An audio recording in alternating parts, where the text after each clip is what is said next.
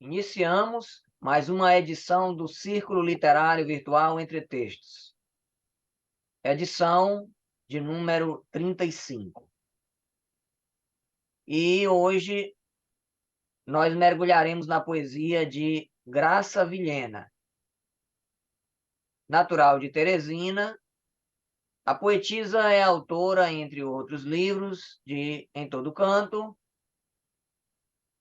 publicado pela Corisco IDB, e Pedra de Cantaria, de edição Entre Textos Nova Aliança.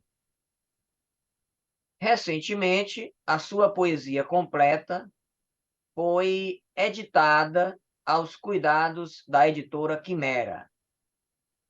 E quem vai fazer a apresentação da obra é o professor Carlos Evandro Martins Eulálio, da Academia Piauiense de Letras. Boa tarde, professor Carlos Evandro. Boa tarde, professor Gilson, e boa tarde a todos que nos veem nessa tarde.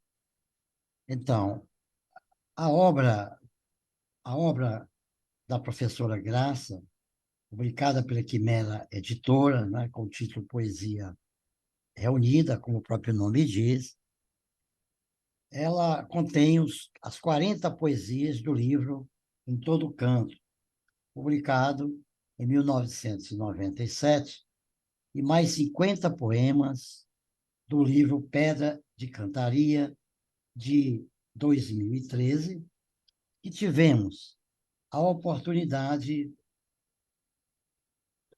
e a satisfação de comentá-los no ensaio Lírica e Memória em Pedra de Cantaria, publicado no número 50, ou 50º, da revista Presença, órgão do Conselho Estadual de Cultura do Piauí, em dezembro de 2013.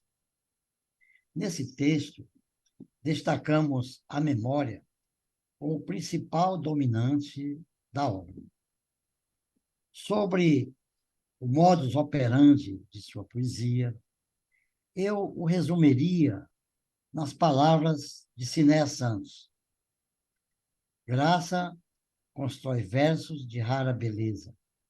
O estrutural e o ornamental em sua poesia estão de tal forma imbricados que é praticamente impossível dissociá-los. Os poemas de Graça Vilhena são, em geral, de extensão curta, e quase todos em versos livres. A riqueza de suas imagens é obtida com o emprego de metáforas, anáforas, assonâncias, aliterações e enjambement, ou os encadeamentos, melhor dizendo, como neste e em outros textos da autora. E aí eu farei a leitura do poema Não Querer. Não quero esta rotina triste. O dedo enriste na menor culpa e a desculpa nos menores atos. Não quero esse beco escuro, esse muro alto, onde a gente tenta pacientemente o outro lado. Não quero censura por meu desacato, quando desato consciente o nó indecente das convenções. Não quero o coração acomodado, nem dado a aceitar passivamente as queixas dementes da razão. Não quero a vida com ressentimento, e nem momentos que sejam de abandono em que o sono pareça morte. O poema Não Querer é um grito de liberdade da mulher insubmissa. Daí o caráter universal do texto, que é construído com versos livres em uma só estrofe. A musicalidade do texto, como vimos, é obtida pelas assonâncias, aliterações e pelas rimas internas, cujo ritmo concorre para a criação de imagens. A propósito dos versos livres, o poeta Carlos Drummond de Andrade Na entrevista que concedeu em 16 de junho de 1984, a pesquisadora Maria Lúcia do Pazo afirma: o modernismo abriu avenidas novas em matéria de diversificação. Ele deu um impulso muito grande ao verso livre. É um verso talvez mais difícil de manejar, porque não tem limites, não há legislação técnica sobre o verso livre. Há quem diga que ele alcança o limite do ato de respirar da pessoa. Quer dizer, se a pessoa não consegue enunciar o verso de um simples golpe, ele não é mais um verso, serão 2 ou 3 versos.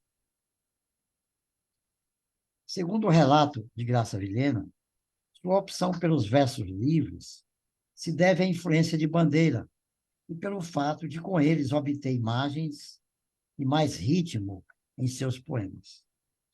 A Gadobal, referindo-se à poesia de Graça Vilhena, na introdução da obra Em Todo Canto, declara que, ao contrário de Bandeira, da primeira fase, Graça faz poesia como quem vive pessoas comuns.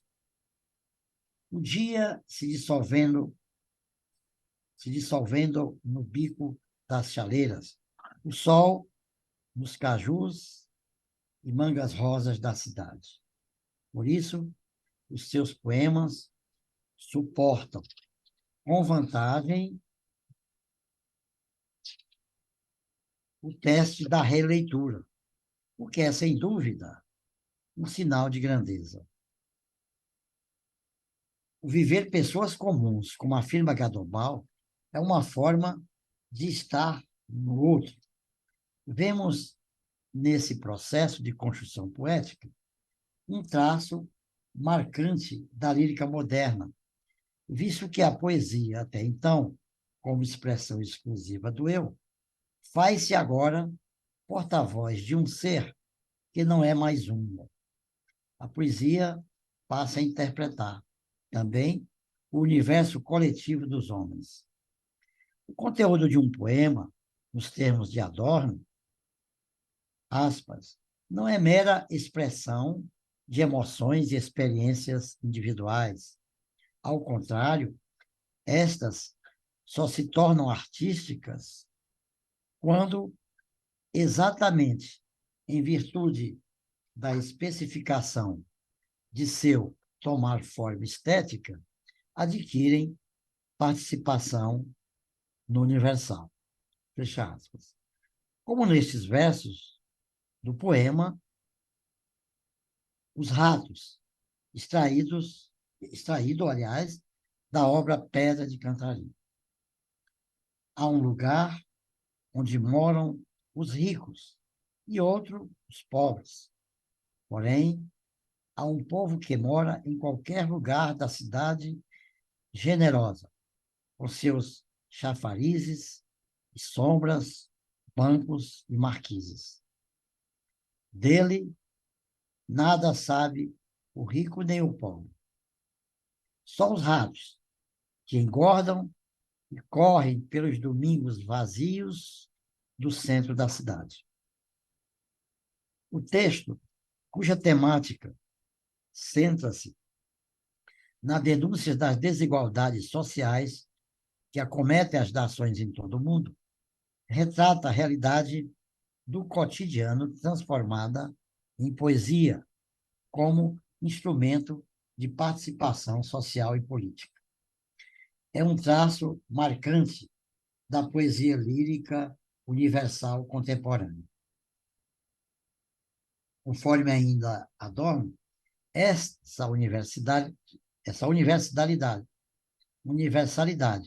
do conteúdo lírico é essencialmente social.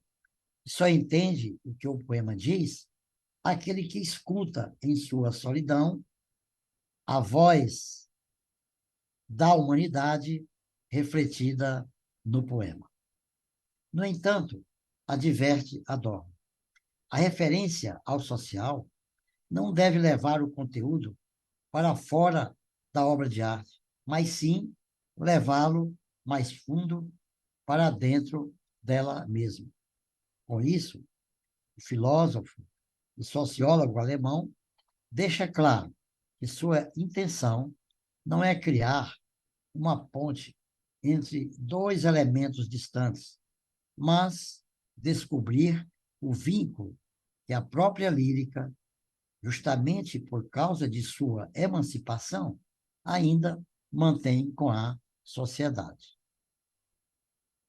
Ocorre, a partir daí, o que Anazildo Vasconcelos da Silva denomina semiotização lírica do discurso, pela qual a mediação literária, ao tempo em que desenvolve o eu lírico como instância do discurso, que não se confunde por sua natureza mimética com o eu histórico da identidade do autor, rompe com os possíveis condicionamentos externos. Desse modo, a estrutura lírica se libera da imagem de mundo tomada como proposição da realidade e se constitui numa unidade, totalidade autônoma.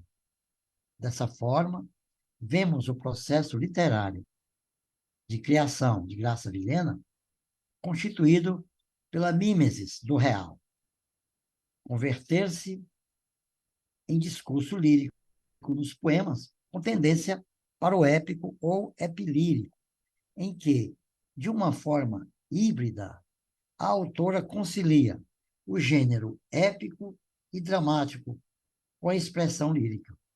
Nesse sentido, Emil Steiger corrobora a tese de que não há nenhum gênero puramente lírico, dramático ou épico, mas uma interação, uma inter-relação entre os gêneros literários, ao acrescentar.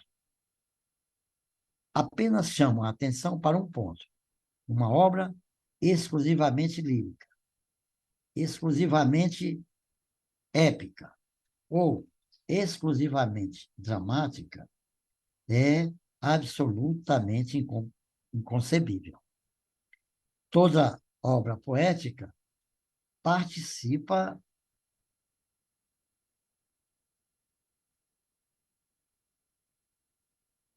em maior ou menor escala de todos os gêneros e apenas em função de sua maior ou menor participação.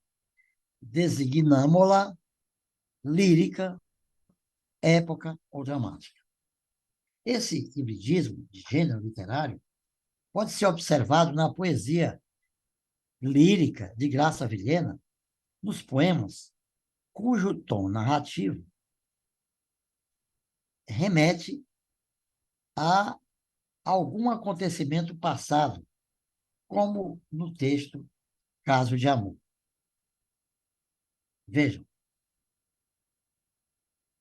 foi como está um bar, uma cerveja gelada e um amor lúcido acontecendo. Depois, todos os beijos pareciam definitivos. O amor amanhava manhãs, colhia girassóis à noite, criava constelações. Foi o amor, além do amar, além do mal, até tornar-se um desinventivo punhal. O amor nem sempre tem um final feliz. A tragédia amorosa cerca a história dos amantes que não ascendem à felicidade sonhada. O poema, embora se enquadre no ramo da lírica, apresenta características próprias da épica, seja de uma narrativa, e do drama também, quando se constata que a apresentação de uma ação é movida por um dinamismo de tensão que se encaminha para o desfecho trágico. Vimos, portanto, que o poema além de cantar, também conta, isto é, também narra. Vale ressaltar nesse texto uma peculiaridade da poema: a criação de neologismos recorrentes em muitos dos seus poemas. Em nenhum dicionário encontramos a expressão desinventivo punhal, que na poesia adquire uma extraordinária dimensão semântica. Em outro poema, Cena Familiar, o tema social emerge do próprio poema. Vejam, o avô e a avó tossem. O pai viajou, a mãe talvez volte. O menino, alheio ao perigo, brinca à sombra do relógio. No texto, a voz de um narrador conta o drama familiar, em meio à indiferença da criança, que tem a capacidade de imaginar e se maravilhar com a vida. Mesmo à vista do caos, sinalizado pela inexorável passagem do tempo, à sombra do relógio, vê ainda a oportunidade de reinventar a brincadeira. Há no poema traços estilísticos épicos, quais sejam tempo indeterminado, espaço tópico, narrador, personagens e ação. O hibridismo dos gêneros literários, tão bem explorados na poesia lírica de Graça Vilhena, é recorrente em muitos poetas modernistas, como Bandeira, Coralina, Drummond, Cecília Meirelles, João Cabral e outros. Na obra de Graça Vilhena, esse tom epilírico é predominante em seu primeiro livro, com destaque para os textos Poema Comum, Pedras e Danos e Homem Grande. Na visão de Bakhtin, filósofo e pensador russo, o que existe no texto possível de ser analisado é o enunciado. Ao concebê-lo como objeto de estudos linguísticos, esse autor considera o dialogismo elemento essencial da linguagem, cujo princípio constitutivo confere significado e sentido ao discurso. Assim, o texto se define pelo diálogo entre os interlocutores.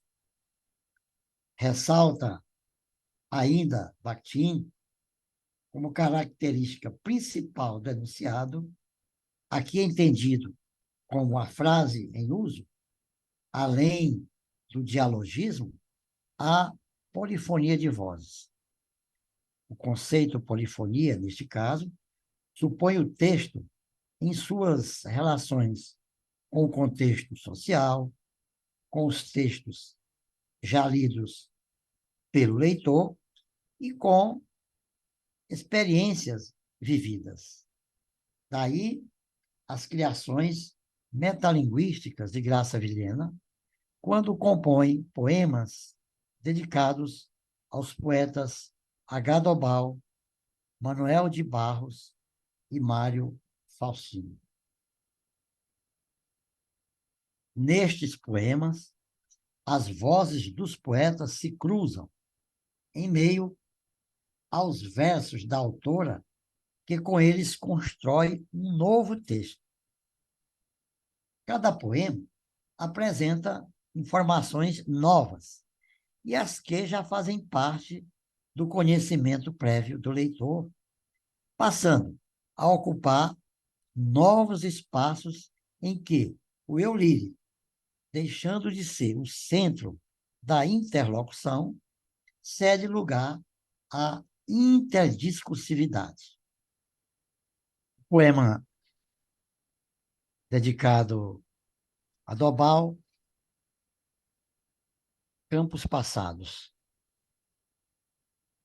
Campos de verde engano, terra alagada de desejos, onde pastava a inquietação. Campos de verdes tempos, falso silêncio de carnalbeiras, leques de harém na mão do vento. Ai, meninas, ai, bastardos,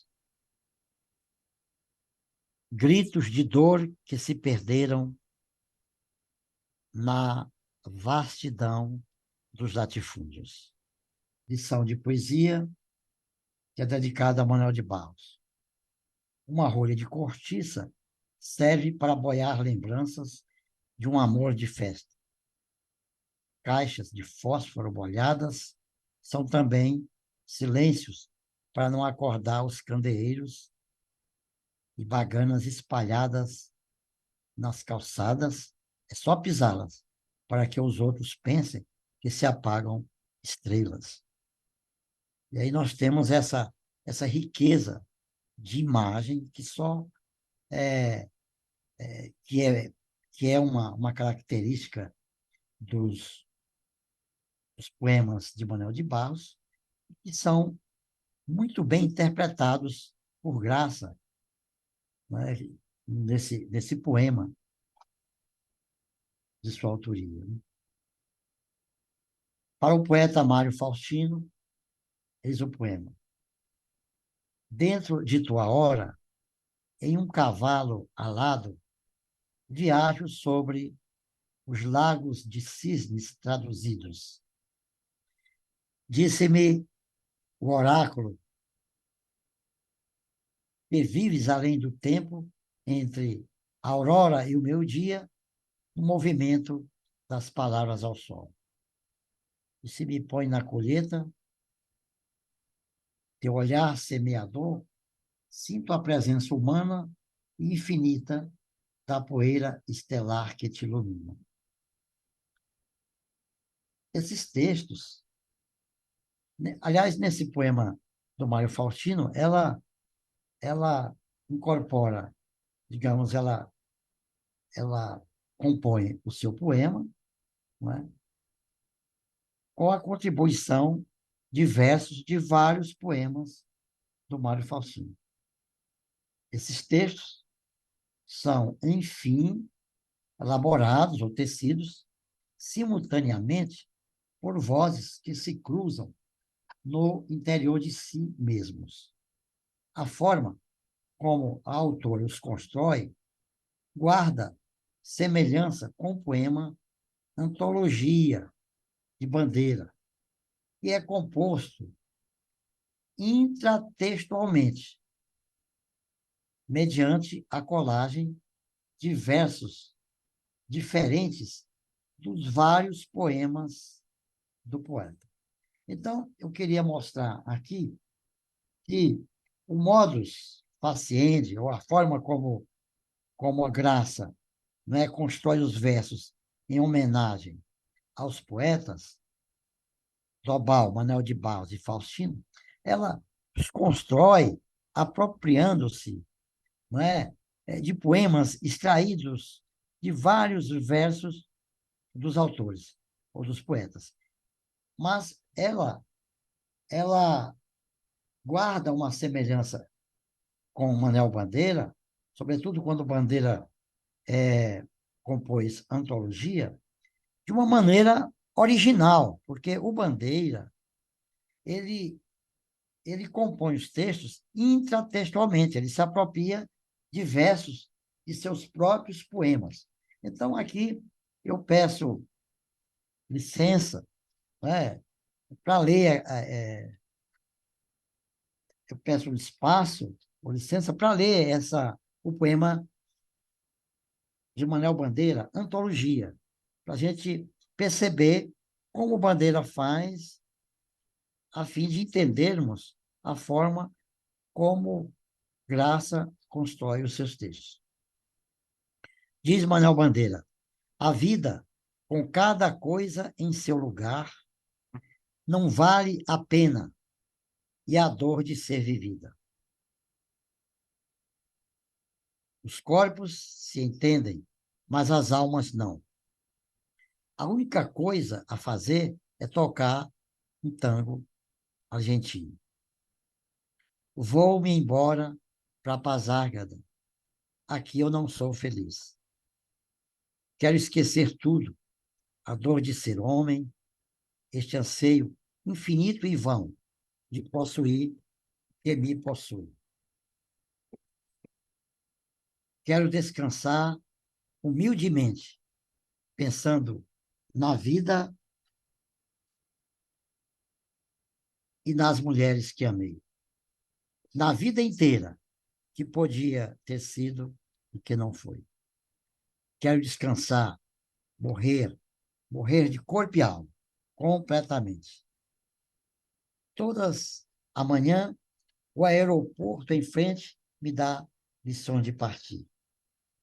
Quando a indesejada das gentes chegar, encontrará lavrado o campo, a casa limpa, a mesa posta, com cada coisa em seu lugar. Então, como nós vimos aqui, o Bandeira faz uma colagem, né, de vários poemas que ele escreveu, né, como e aqui nós vemos versos de Vou-me embora para Pasárgada, versos de Pneumotórax, A Indesejada das Gentes e outros mais. Isso. Bem, no caso dos poemas pelos quais Graça Vilhena homenageia os poetas piauienses, eles são compostos de versos desses autores, criativa e intertextualmente reelaborados. Outro aspecto da poesia de Graça, a metapoesia. Ela também comparece em sua obra no poema Sem Lua. Melhor falar dos homens e seus eventos. Há muito mais poesia no bêbado, que alinhava a rua, do que no repetido luar que o ilumina.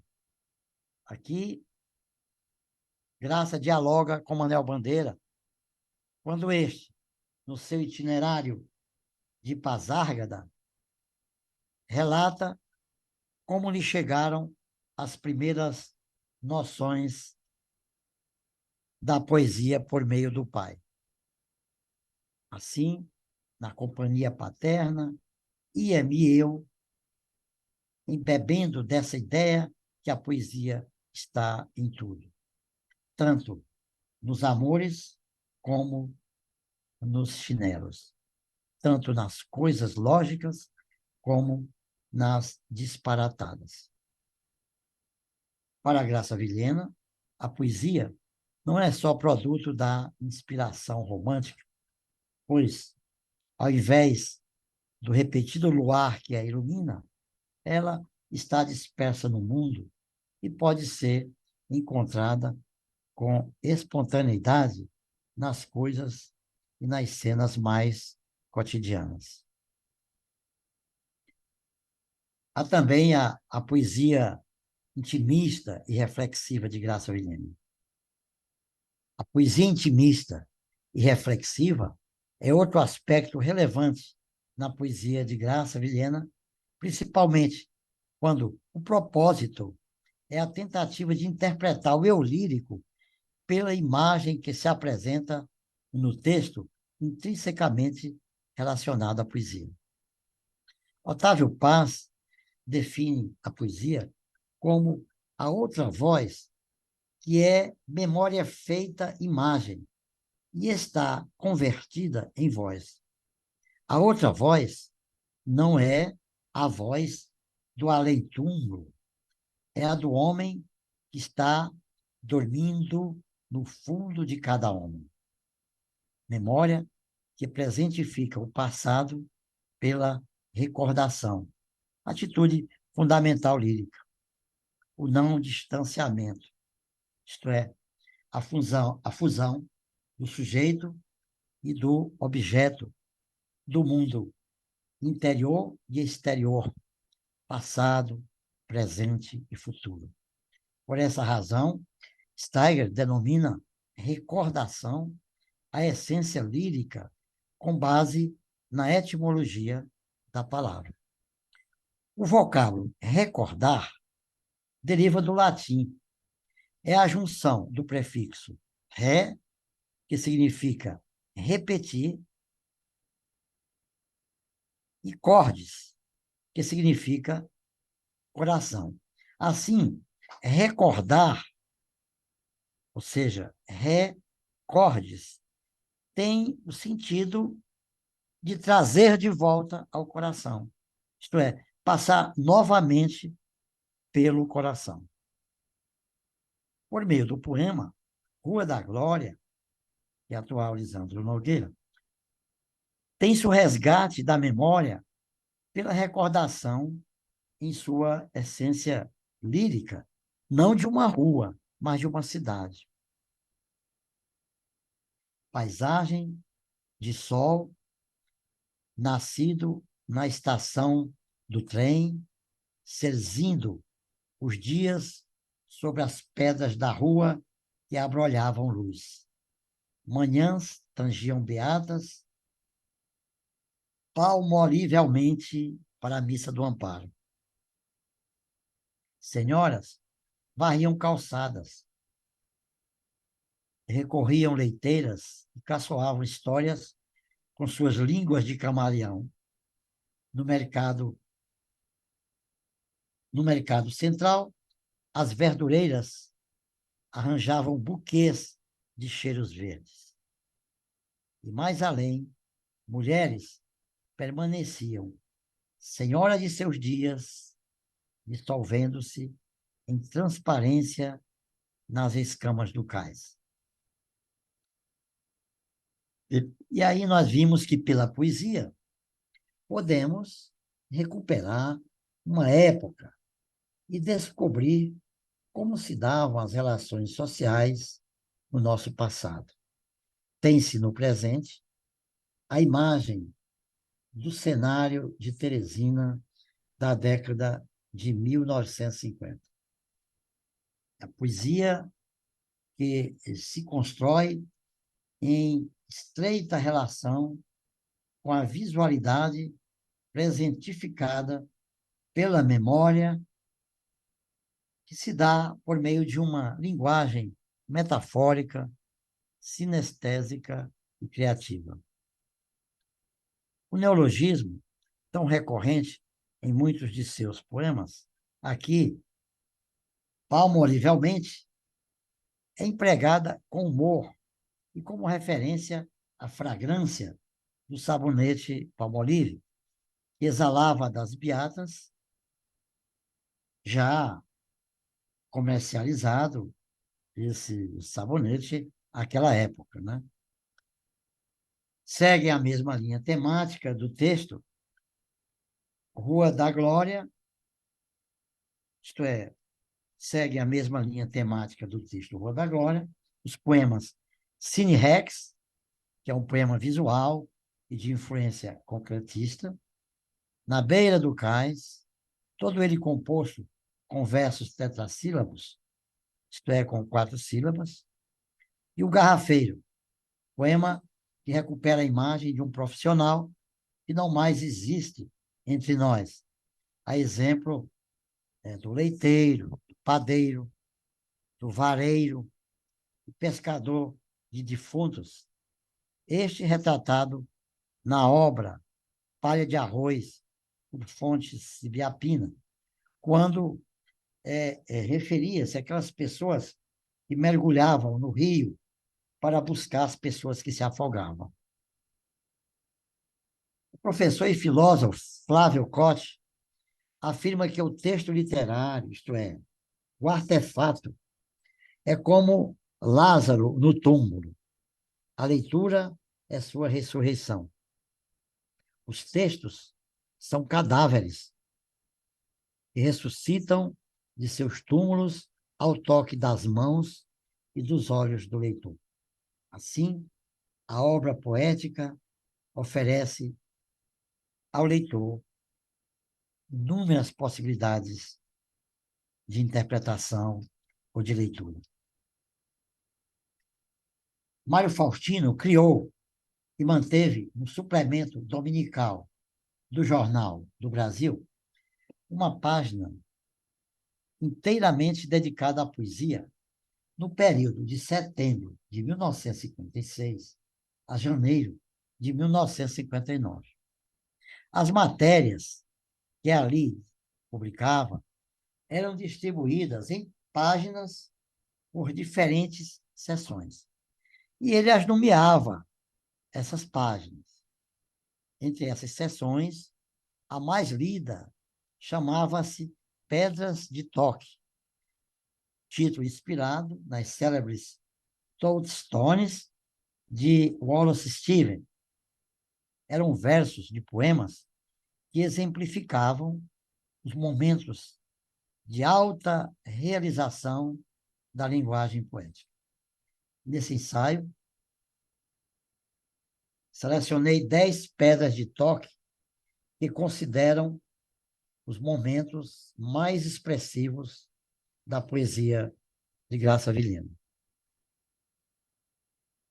Meus olhos velam tua ausência.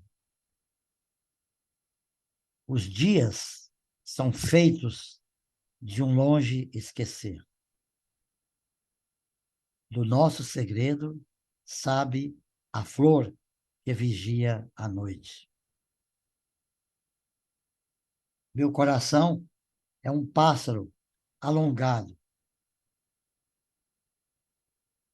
Isto é, meu coração é um pássaro alongando o céu das incertezas.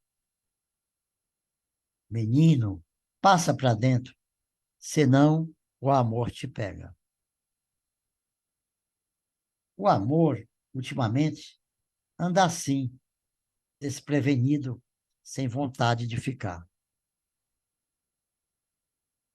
Arranquei de mim tua lembrança, como quem solta um pássaro que não canta.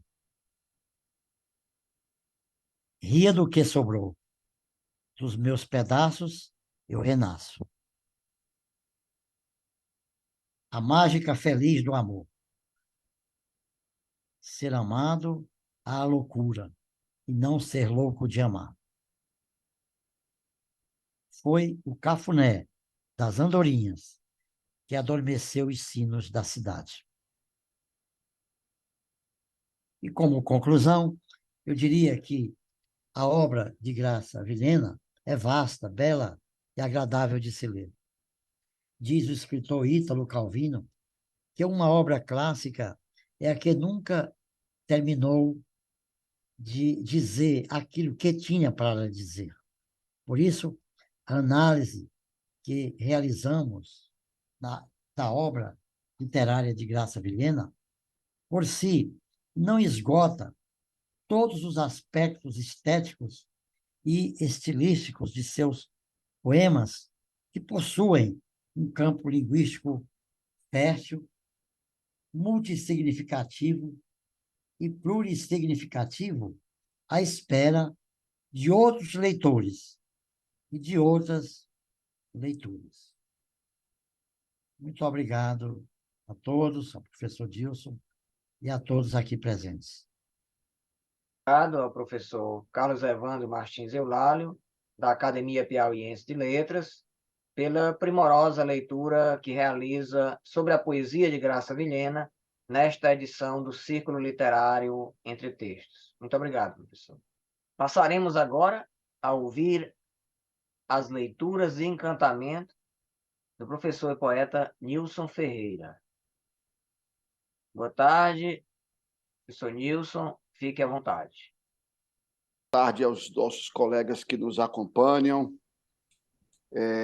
Um abraço especial ao mestre, nosso grande mestre, mestre de todos nós, Carlos Evandro, que está com você, mestre. É aprender pela vastidão de conhecimento, pela capacidade e visão crítica e o seu acervo de leitura que nos enche de alegria, né? De alegria.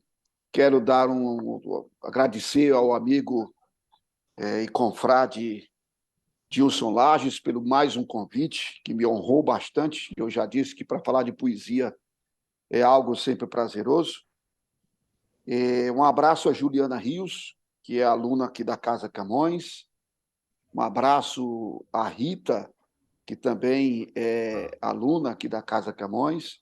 Ao Cleudean, que também é aluno aqui da Casa Camões. Estão todos aí prestigiando este momento. Eles estariam aqui presentes para acompanhar ao vivo aqui na Casa Camões, mas houve um descompasso de comunicação. Mas vão assistir da mesma forma e vão gostar do mesmo jeito. Isso faz, para eles, eu ia dar a eles como um presente de terceira roda de leitura deste ano. Mas está sendo feito agora de qualquer forma, tá bom? Então, vamos lá. Ao amigo que saiu agora há pouco, o amigo JL, né? João Luiz, um grande abraço, e os demais colegas que não estou conseguindo ver aqui na relação. A Juliana, a Gislene, que também é aluna aqui da Casa Camões, a Rita Marinho, a Gislene, que também é nossa aluna. Então, ao João Luiz Rocha, né, que eu acho que eu vi rapidamente na casa do professor Carlos Evandro, da última vez que eu estive lá com ele. Bom, então, vamos começar a conversar sobre a Graça. Conversar sobre Graça Vilhena são três prazeres, né? Como ela mesmo gosta de dizer. É um orgasmo triplo, né? Primeiro, porque é uma grande poetisa. Uma grande poetisa. E nos orgulha, a nós, piauienses, que de uma estirpe de mulheres com... Nós temos poucas poetisas, mas as que nós temos são de uma estirpe que nos orgulha. Desde a nossa primeira, que foi a Luísa Amélia, a assombrosa participação nacional de Amélia Bevilacqua, a própria Isabel Vilhena, avó de Graça Vilhena, a Graça Vilhena, e assim nós vamos construindo esse repertório, esse elenco de mulheres na poesia, na literatura. E o segundo motivo é pela própria poesia da Graça, que nos encanta por razões que eu vou já dizer quais. E o terceiro grande motivo, porque é minha amiga, é uma pessoa por quem eu tenho um carinho especial e com quem eu já pude trocar diversas diálogos sobre poesia, sobre literatura, sobre a língua portuguesa. Então, esses três motivos me levam a mergulhar na obra da Graça de uma maneira peculiar. A Graça é impossível um poeta escrever sem nele ter outros poetas. Na Graça você encontra a presença do Dobal, você encontra a presença do Paulo Machado. Não é só uma homenagem, um poema para Paulo Machado, um poema para Manuel de Barros, um poema para Mário Faustino, um poema para Gadobal. A Gadobal com quem ela conviveu intimamente. Então não tem como você não pegar, nem que seja por osmose, o contato com esses grandes autores. Mas há presença fortíssima de Drummond, de Vinícius, de Camões, de Mário Faustino, de Paulo Machado, de H. Dobal, dos grandes poetas, não só que ela leu, como aqueles com quem ela conviveu, a exemplo, o H. Dobal.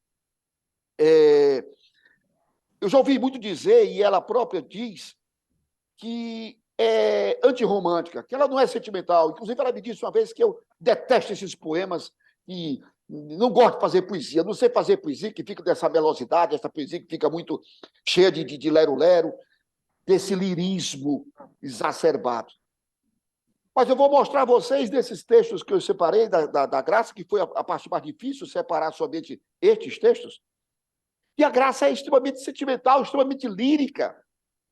Não aquele lirismo piegas, aquele lirismo adjetivado, é aquele lirismo ácido, árido do H-Dobal. Aquela adjetivação contida, ela hora descamba para o lado do social, e tem hora que ela vai para o lado do narrativo de coisas cotidianas, simples, como fez Mário Quintana, como faz Manuel de Barros. E ela acaba com os textos de caráter extremamente erótico. É a parte mais gostosa da graça, a parte do erotismo. Não pornografia, erotismo, mas de uma beleza, de uma profundidade de encantar. Bom, há de se dizer também que Graça usa da licença poética, da liberdade poética de Manuel Bandeira, ao passo que Graça não pontua os textos, quase nunca tem um texto dela pontuado, que ela não usa maiúsculas, que ela não usa rimas. Então, é um texto moderno, mas ela não faz isso com o descaso com a gramática, de fazer apenas por desleixo gramatical, por desconhecimento, até porque Graça é graduada em letras, é professora de língua portuguesa, é professora de literatura, é uma leitora, quanto mais. Ela não faria isso por desleixo ou descaso. Ela faz, a meu ver, com uma certa provocação do leitor. Ela quer cobrar que esse leitor, ele realmente ele mergulhe no que ela deixa, como diz a Clarice Lispector, nas entrelinhas. Eu pego, então, o primeiro texto que eu separei, foi Rua da Glória, por duas razões. Porque eu acho um nome lindo. Tirar o nome Rua da Glória, Rua das Estrelas, Rua dos Negros, e colocar Rua das Flores, e colocar a Rua Lisandro Nogueira. Por mais que Lisandro Nogueira tenha importância para a história ou política do Estado, mas que lindo Rua da Glória, Rua da Estrela.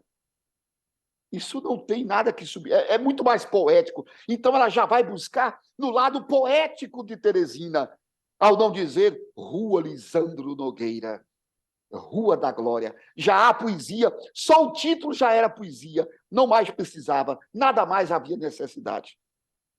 Hoje existe uma Rua da Glória lá no bairro Satélite. Resgataram o nome de Rua da Glória e levaram. O segundo motivo é que Rua da Glória foi onde eu tive o primeiro contato com o poeta, com o romancista Alger Rego de Carvalho, no começo dos anos 70, meados dos anos 70. Eu estive com ele, foi a primeira vez que eu estive presencialmente com um escritor, fiz uma entrevista, minha primeira entrevista, eu devia ter 11 anos, por aí, 11, 12 anos, e que foi um desastre literário da minha vida. Mas esse é assunto para outro dia. Bom, então, quando ela diz Rua da Glória, e ela homenageia esse texto com o Paulo Machado, na realidade ela está o quê? Buscando aquele que talvez seja, depois do Atito Filho, o mais teresinense, o mais apaixonado por Teresina, pela cidade. E eu creio que aí esteja a homenagem. E ela, então, vem com um texto com 5 momentos, com 5, digamos, atos, com 5, digamos, passagens como se fosse uma via crucis. Então, quando ela diz paisagem de sol nascido na estação do trem, serzindo os dias sobre as pedras da rua, lava que abrolhavam luz. Vejam, ela começa lá na estação de trem, lá depois do 25 BC, e ela vem descendo a cidade até chegar ao cais. E naquela época, a estação de trem já era praticamente o outro lado do rio, a extensão de Teresina. E ela vem em quadros, quadro a quadro, até chegar à outra margem de projeção, de projeto de Teresina, que era ser 10 quadras margem a margem. E ela chega, então, à outra margem, que é o Rio Parnaíba, que é o cais, que é ali o espaço do troca-troca. Eu adorei essa palavra, paisagem de sol nascido, pois onde o sol nasce? Ele nasce de lá para cá. Ele nasce atrás da estação de trem. Serzim dos dias, a palavra serzim significa cozer, mas ao mesmo tempo, quer dizer, no sentido de juntar. Então, ela juntando os dias sobre as pedras da rua, não havia asfalto. Então, olha aí um quadro de se voltar a Teresina e ver, eu vejo essa imagem. Lê esse texto, passa a imagem de estar com esta estrutura de Teresina antiga. Sobre as pedras da rua, lava que abrolhavam luz. Abrolhar, de brotar, abrolhar, de abrir o olho. Abre o olho, isso etimologicamente vem daí. Abrir o olho, quer dizer, então, ele abre o olho. Ao mesmo tempo dá o sentido de florir, ao mesmo tempo dá o sentido de nascer. Então, que faz a luz nascer. Muito bem. A luz do sol reflete na pedra e faz como se florisse. Ou seja, aquilo é belo, isso é poesia. Manhãs tangiam beatas, tangiam, expulsavam, conduziam, tangiam no sentido até do vaqueiro que vai tangendo o gado, levando as beatas palmolivelmente. Quando eu vi pela primeira vez, isso já está com mais de 20 anos, essa expressão da graça numa viagem que nós fizemos para o interior, falar de poesia, e ela dizia isso. Ela contou essa história do palmolive, que eu não posso contar aqui, mas que é um neologismo, como disse o professor Carlos. Mas ela fez um duplo neologismo. Ela pegou o palmolive, o sabonete, botou o sufixo vel, criou o adjetivo, achou pouco, botou o sufixo mente, criou um advérbio. Ou seja, elas tangiam, aquelas beatas cheiravam a palmolive, aquele cheiro peculiar de um sabonete. Não é que ele fosse, ou seja, barato, mas é porque parece com aquelas mulheres. Aquelas mulheres têm aquele cheiro, como quando eu sinto o cheiro de leite de rosas, eu lembro da minha avó. Então, olha a imagem sinestésica. Então, manhãs tangiam palmolivamente, quer dizer, com aquele seu cheirinho característico. Para mim, isso dá amparo, amparo com A maiúsculo, a igreja do amparo. Terceiro ato, senhoras varriam calçadas, recolhiam leiteiras e caçavam histórias com as suas línguas de camaleão. Olha que duas metáforas belíssimas e perfeitas. Caçavam história. Elas não caçavam conversas, elas caçavam histórias. Elas o quê? Alcovitavam. Elas fofocavam com suas línguas de camaleão. Ou seja, iam, né, tentando saber, né, no enredo das histórias alheias e repassavam a sua maneira. Terceiro momento. Primeiro o sol, depois as beatas, depois as alcoviteiras. Quarto momento. No mercado central, vejam, nós estamos descendo, já estamos no mercado central. As verdureiras arranjavam buquês de cheiros verdes. Um substantivo composto, substantivo, adjetivo, ambos no plural, uma aula de gramática. As verdureiras arrumavam buquês. Olha que poético! O cheiro verde não era algo para comer simplesmente. Era um buquê de flores. Isso é que é a poesia. Encontrar a palavra que possa dizer exatamente essa ideia bela. Quinto ato. E mais além, olha aí, o I de encadeamento e, ao mesmo tempo, do fechamento. Além, mais além.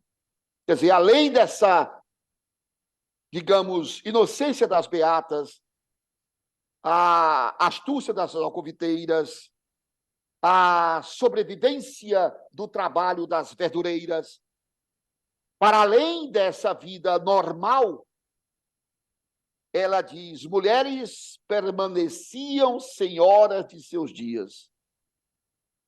Mulheres permaneciam senhoras, junto, senhoras, donas de seus dias. dissolvendo-se em transparências nas escamas do cais. Olha, estou falando agora das prostitutas, das mulheres de vida fácil, que tem que sobreviver sob outro aspecto, dissolvendo-se em transparências o corpo que é exposto. Nas escamas, outra figura poética belíssima, nas escamas dos cais. Cais, que é o lugar de partida, que é o lugar, né, do encontro, do desencontro, e das escamas vão tirando uma imagem belíssima, tirando de si o que há de maior proteção. Um texto belíssimo, uma imagem fortíssima, e um texto, aí já foi corrigido, mestre, entre livros foi só um deslivre, já fiz a correção para entre textos. Perfeito? Muito bem. Segundo texto, a lição de poesia que ela dedica a Manuel de Barros. Ora, Manuel de Barros é o poeta do simples, como Mário Quintana, só que o simples é um misto de Cora Coralina com Manuel de Barros, essa vida sem grandes pretensões dantes nem dentes, como diz o nosso Torquato Neto. Ela diz: uma rolha de cortiça serve para boiar lembranças de um amor de festa. Caixas de fósforo molhadas são também silêncios, para não acordar os candeeiros, e baganas espalhadas nas calçadas. É só pisá-las, para que os outros pensem que se apagam estrelas. Olha que imagética a graça nos cria com esse texto. Uma rolha de cortiça serve para boiar lembranças. Uma rolha de cortiça, a bebida, a festa, a alegria, boiar lembranças. Esse boiar de flutuar, mas o boiar ao mesmo tempo de conduzir. Olha a polissemia de um amor de festas. Aquele amor, né, casual, aquele amor de instantes. Caixas de fósforo molhadas são também silêncios, porque não faz o barulho, porque não acende os fogos, porque ela molhada, ela não... Ou seja, depois de molhada, ela não mais tem fogo, não mais queima. Para não acordar os candeeiros. Olha que imagem poética belíssima. Então, ela não faz mais barulho, ela não queima mais, ela não acordar os candeeiros. Deixa os candeeiros quietos. E baganas espalhadas na calçada. É só pisá-las. Usou o verbo pisar transitivo direto, que aí é típico de um professor de língua portuguesa. Eu vou pisar em você, pisar na sua cabeça, pisando nos outros. Não, ele vai pisá-las, pisar algo transitivo direto. Para que os outros pensem que se apagam estrelas. O nome si, o verbo apagar, que é transitivo direto, no plural, porque estrela vira sujeito. Isso é típico de quem é professor de língua portuguesa. Então, vejam só, que as baganas é só pisá-las. Acabei, quer dizer, terminei de usar, joga-se fora. Como se esse amor pudesse ser jogado fora como uma bagana de cigarro. Como se esse amor, após molhado, quer dizer, ele perde o uso, ou como o fósforo perde o uso, perde o sentido, para que os outros pensem que se apagam estrelas. Quer dizer, você faz de conta que foi, você faz de conta que é, mas que o amor existe, que o sentimento existe, e que apenas nós vamos falseando esses momentos de amores pseudo-felizes. No texto Acalanto, a graça me remete inevitavelmente a um texto do Drummond, em que ele diz: Carlos, sossegue. O amor é isso que você está vendo. Hoje beija, amanhã não beija. Depois de amanhã é domingo e segunda-feira ninguém sabe o que será. Inútil você resistir ou mesmo suicidar-se. Não se mate. Oh, não se mate.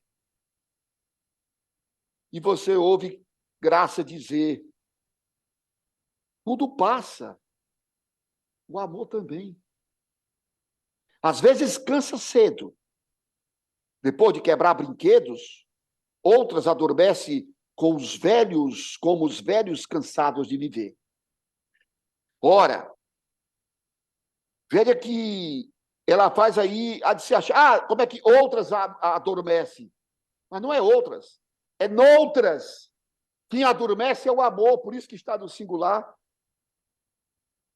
Então tudo passa, o amor também. Nada é eterno. Esses sentimentos vão e vêm e pronto. Depois de quebrar brinquedo, quer dizer, acabar o encanto, acabar a graça, como toda criança, no outro dia ela quer, brinca, até quebrar. Quebrou, ela encosta, não quer mais.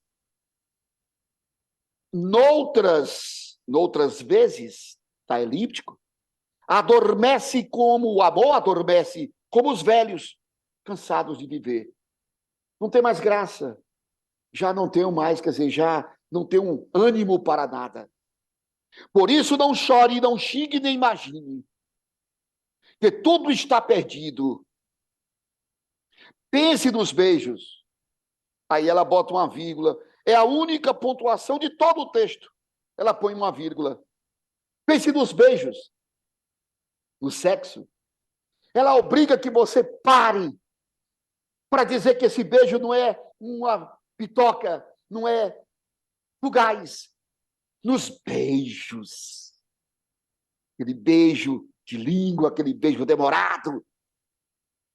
No sexo. Em todas as coisas que pararam o tempo e riram-se dos relógios. Veja que a ideia é: para.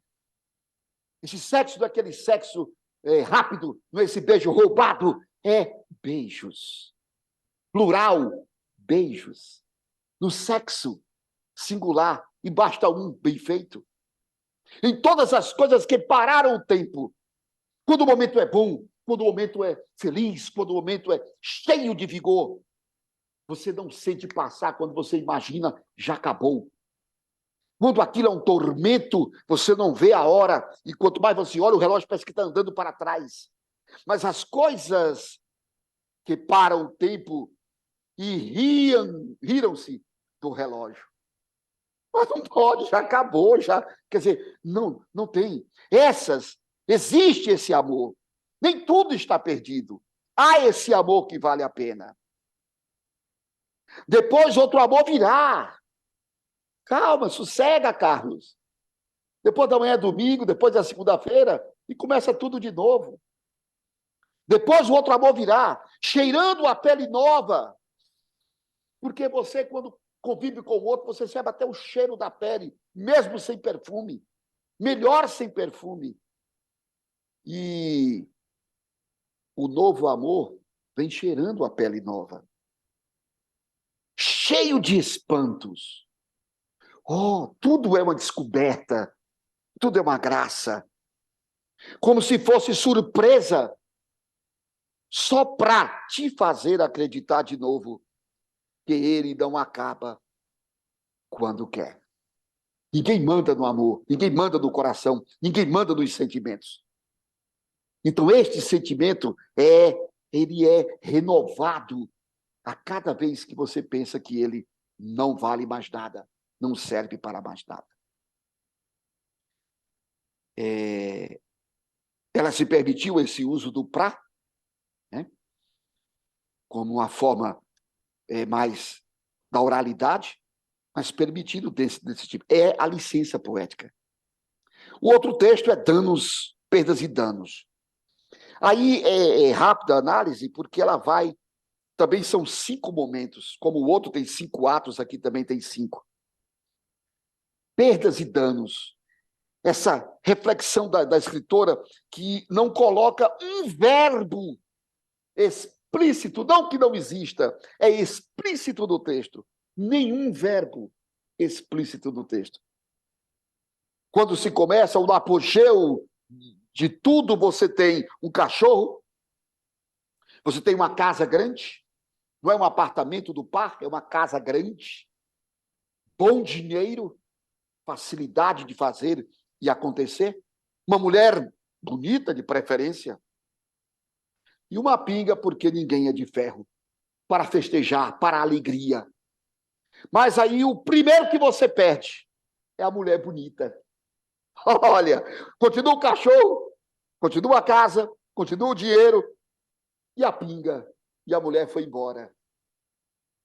Se é por falta de adeus, tchau, vai. Como tem um poetinha, amigo meu, que diz no texto chamado Ressarcimento. E ele diz, já que te vais em boa hora, devolve-me a costela, estamos quites, pois. Então, já que quer ir, vai. Ele ficou com o cachorro, a casa, o dinheiro e a pinga. Mas vai que, de tanto gasto, de tanta folia, acabou o dinheiro. Então, ele ficou com o cachorro, a casa e a pinga. Mas eis que as coisas apertam e ele teve que vender a casa. E sobrou-lhe o cachorro, amigo, e a pinga. Mas um cachorro não dura mais que 10, 15 anos. Acabou o tempo do cachorro. Sobrou-lhe a pinga. Então vamos afogar as mágoas na miséria, na pinga. Veja a involução do homem em sua vida de farra, de folia e de esbanjamento. Então, primeiro que ele perde o amor, e assim ele vai perdendo e só lhe sobra a cachaça. Como diz o Drummond em outro texto, a poesia, o poema é minha cachaça. Então, que assim o seja. Muito bem. Me remeteu também aí uma passagem do Vinícius, quando ele diz, em soneto de fidelidade, né?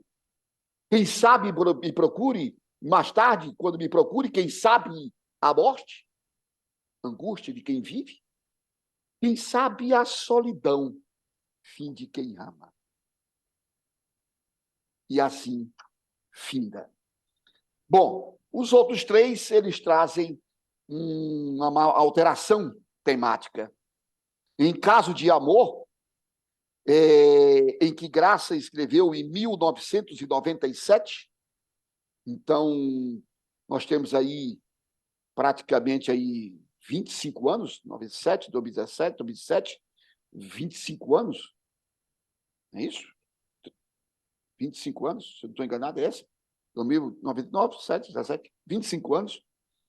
E a temática dela é o feminicídio, um tema extremamente atual. Caso de amor. As mulheres que pegam homens e colocam em suas vidas, e o fim é a morte. Quando consegue escapar, se não, quando consegue escapar por sequelas. Aí a Graça já colocou 3 estrofes e pontua, e coloca as maiúsculas. Já tem uma intenção. Ela quer, visivelmente, marcar, e também em 1997, ela estava ainda nos primeiros livros que ela publicou. Na realidade, é o segundo livro que ela publica. No mesmo ano, então, digamos, ela estava ainda amadurecendo essa característica de não pontuar os textos. Tanto é que o outro pontuado, que é o Bem-Querer, também pontuado, também do mesmo livro. E o terceiro desejo, também pontuado, também do mesmo livro. Então ela diz, foi como está um bar, uma cerveja gelada, e o amor lúdico acontecendo. Olha aí, um bar, uma cerveja gelada, 2 artigos indefinidos, e o amor lúdico acontecendo. Lembra aquela música do Djavan? Um dia frio, um bom lugar para ler um livro, 3 artigos indefinidos. E o pensamento lá em você. Ou seja, os artigos indefinidos servem para dizer que isso nada me interessa, que isso nada vale, que isso é desprezível, é descartável. Mas você, no pensamento, você que é especial. Então, um bar qualquer, uma cerveja, tanto faz se é Brahma, se é Heineken, se é Sol, se é o que for. Mas o amor lúdico, o amor artigo definido, o amor é algo especial. E lúdico, alegre, engraçado, divertindo, acontecendo, florindo. Primeiro momento. Segundo momento. Depois, todos os beijos pareciam definitivos. Então, saiu do bar, eu já estou no momento de mais intimidade. A coisa evoluiu, avançou. Deixou de ser um fica para ser um namoro. Depois de todos os beijos, pareciam definitivos. O amor amanhava manhãs. Olha que aliteração belíssima. Amor amanhava manhãs. Numa aliteração belíssima e, ao mesmo tempo, numa assonância belíssima. O amor a. Então, belíssimo. Colhia girassóis à noite, criava constelações.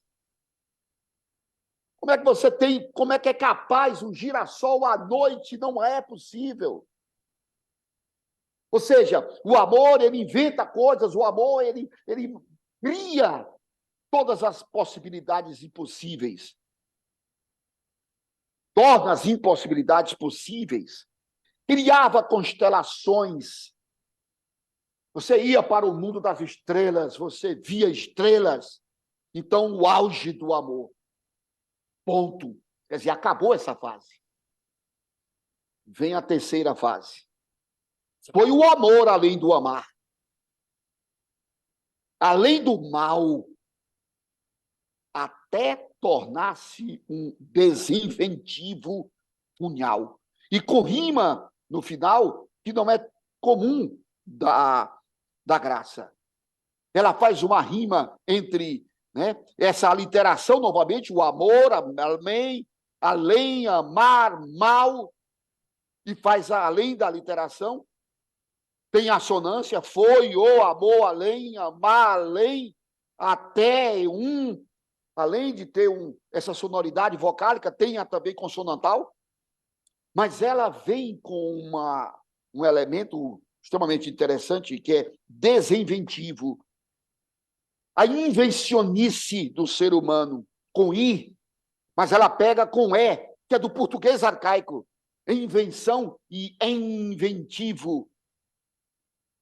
E aí ela cria um neologismo em cima do arcaísmo.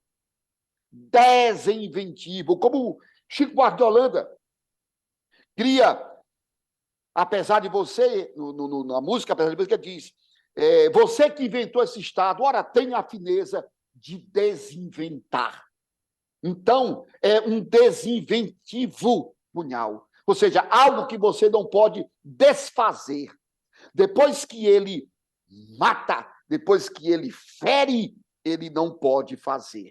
Não pode voltar atrás, não pode desfazer. Depois de ser, é irreversível, como diz um outro poeta piauiense. Então, não tem mais. Então, aquele momento lúdico da primeira estrofe, para o amor definitivo, os beijos definitivos, para, num terceiro momento, além do amor, vem o mal. E esse mal acaba sendo o quê? O punhal, aquilo que mata, que fere. E não obrigatoriamente o punhal, objeto cortante, mas o punhal, qualquer coisa que fira a mulher, os sentimentos da mulher, que maltrate a mulher. Então, graça precisa neste texto. Penúltimo texto. Aí, os dois últimos eu tinha que abordar, não podia não falar. Graça vai falar agora de erotismo. Graça vem agora para falar do lirismo sob o aspecto erótico, não pornográfico, como diz Drummond. Sejamos pornográficos, docemente pornográficos. Então, ela diz, olha que profundidade, que beleza. Quero-te assim, riacho em minhas veias. Riacho não é um rio caudaloso, é um riacho. O sangue que corre, quer dizer, eu quero que você esteja, que você corra, que você esteja em mim. Entumecido à tarde. Cuidado que o entumecer, o verbo entumecer pode ser deixar úmida à tarde. E esse úmido nos remete ao ato sexual. a excitação sexual da mulher. Que, inclusive, aquele canalha disse que não foi estupro que ele fez com a moça lá na Espanha, porque ela estava úmida. Canalha, canalha, canalha. Aí, quando Graça diz, o entumecido pode ser o umedecido da mulher, mas pode ser o dilatado do homem. Duro, rijo, adivinhando luares entre o mato. Não tem ninguém, só somos nós, perdidos. E no sopro do teu olhar, olha que sinestesia belíssima. No sopro do teu olhar. Olhar é visão. Não dá para ter sopro. Mas quando você está envolvido emocionalmente, afetivamente, sexualmente, você sente o sopro do olhar. Não é do beijo, da fala, é do olhar. O apelo da mordida entorpecidamente. Entorpecer, deixar torpe, bêbado, deixar fora das razões. Grafitando no meu peito. Ponto. E por que ela não fez um parágrafo? Porque nessas horas não tem intervalo, não tem plim-plim, é direto. E ela diz, quero-te assim, como se fosse o refrão. Eu quero, e eu quero. Como diz também Drummond, quero que me digas de 5 em 5 minutos, eu te amo, eu te amo, eu te amo. Então quero-te assim, porque eu desejo tua nudez de vagalume, rasgando o meu corpo de luz. Isto é poesia, o jogar com palavras que traduzem algo que não foi dito. E se foi dito, diz agora de uma outra maneira. Tua nudez de vagalume. A nudez de vagalume que brilha no escuro, que no escuro parece uma lanterna, mas ela é rasgando meu corpo de luz. Se meu corpo é de luz, que vagalume é esse que tem qualquer serventia diante de luz? Ele só tem existência no escuro. Ele só brilha onde não há luz. Mas é essa sinestesia de corpos, como diz o Bandeira e o professor Carlos falou. Deixe as almas em paz. Deixe que os corpos se entendam. Então aí é para deixar que os corpos se entendam, que não há linguagem no amor, não há linguagem no sexo. O último, ela diz, teus olhos queimam meu corpo, teus olhos queimam meu corpo. De novo uma sinestesia. Queimar é uma sensação tátil, o olho, uma sensação visual, uma sinestesia belíssima. Quero ser arada pelas tuas mãos. Quero gemer, ser pisada, ser ferida. Ela é uma masoquista? Não. Eu quero gemer, ser pisada, ser ferida pelo teu beijo de semente. Isso é poético, isso é belíssimo. Pois o descanso, depois do descanso, teu suor moreno, olha, o moreno, teu suor moreno chovendo sobre mim. É o momento após o amor. É o orgasmo. E ela diz, quero gemer, vírgula, quero ser pisada, vírgula, quero ser ferida. Mas ela não quer gemer, e não é uma depois da outra, é sem vírgula, porque aí a ação fica continuada, em moto contínuo. Quero gemer, ser pisada, ser ferida pelo teu beijo de semente. Ou seja, sutil, planta em mim tu mesmo. Eu só deixo o último como clímax, que na realidade seria o epílogo, mas eu não vou comentar. Eu vou deixar para que vocês, os nossos ouvintes, os nossos espectadores, que pensem nesse texto. Se chama clímax. Nossos corpos encanteiram-se no jardim sedento da noite. Depois, amanhecemos homem e mulher numa só asa abstraída, soprada pelo dia. Fica para que vocês, os nossos amigos e alunos que estão agora assistindo, acompanhando a nossa fala, pensem, reflitam, e vocês próprios façam as leituras de vocês de Graça Vilhena. É só isso que eu posso fazer agora, mestres. É só isso que eu posso fazer. É até onde deu para ir. Eu acho que até extrapolei o tempo que o mestre Dilson me deu. Mestre, se você me permite, eu queria fechar a minha fala, lembrando que aqui está o nosso amado Camões. Lembrar você que este ano faz 500 anos do nascimento de Camões. Como o nascimento de Camões não tem data precisa, uns historiadores camonistas dizem que foi em 1523, outros 1524, outros 1525. A Confraria Camões decidiu fazer uma trilogia em homenagem a Camões. Começa este ano, próximo ano tem de novo, e no ano seguinte tem novamente. Nós já estamos com o escritor Mário Máximo de Portugal, que fará palestra sobre Camões.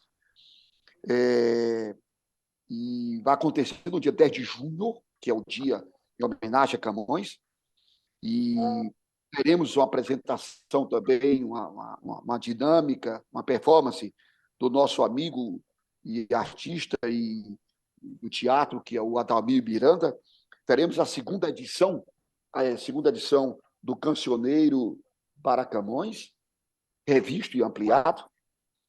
Vamos fazer também uma comitiva para uma excursão literária a Caxias, pelos 200 anos de nascimento do Gonçalves Dias, e faremos também um sarau 90 vezes Francisco Miguel de Moura, em homenagem no dia 16, vamos fazer no dia 17, aqui na Confraria Camões, na Casa Camões, todos os 3 eventos promovidos pela Confraria Camões, em homenagem ao nosso grande poeta, Francisco Miguel de Moura, que completa 90 anos, agora no dia 16 de junho de 23.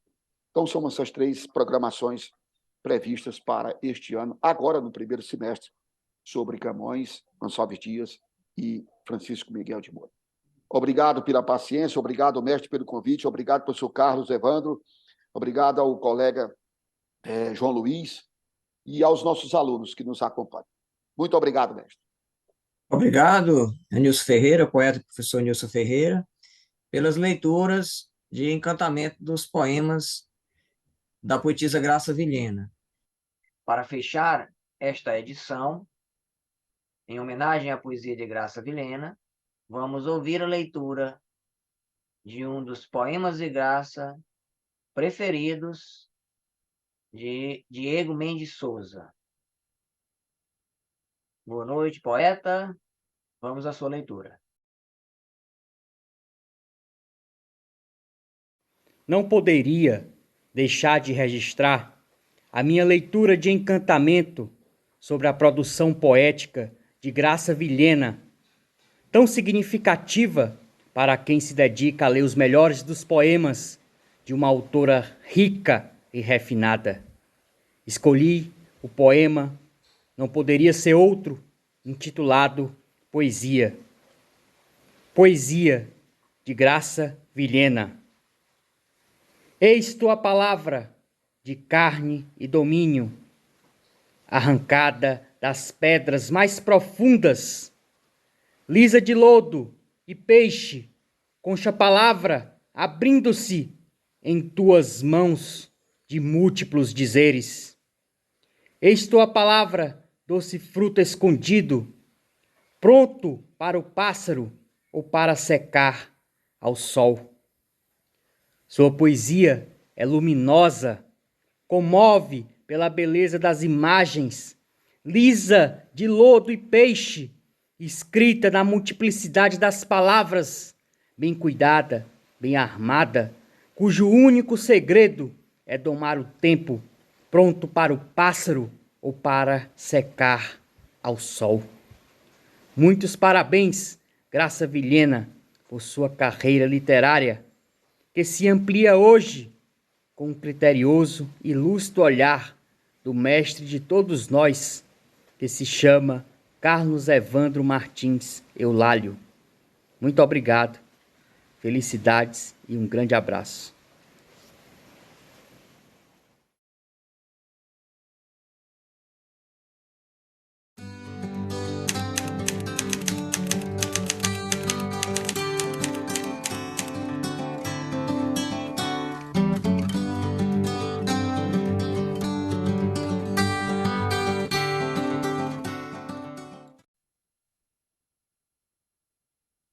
Agradecemos a todos que acompanharam a mais esta edição do Círculo Literário Virtual Entre Textos, edição de número 35. Muito obrigado a todos. Até a próxima oportunidade.